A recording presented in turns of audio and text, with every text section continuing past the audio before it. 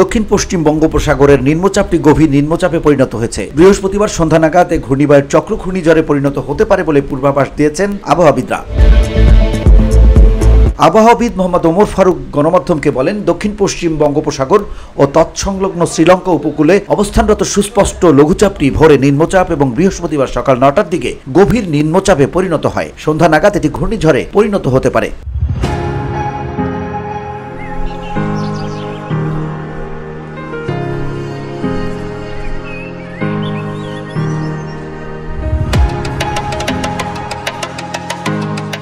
এদিকে ঝোড়ো হাওয়ার শঙ্কায় দেশের 4 সমুদ্র বন্দরে 1 নম্বর দূরবর্তী সতর্ক সংকেত দেখাতে বলা হয়েছে। সেই সঙ্গে সব মাছ ধরার নৌকা ও ট্রলারকে গভীর সমুদ্রে যেতে মানা করা হয়েছে।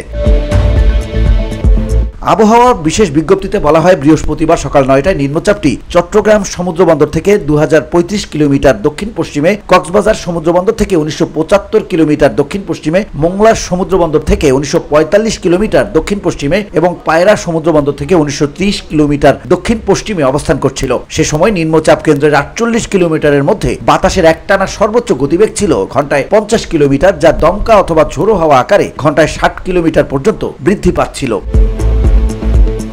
VOD Bangla news desk.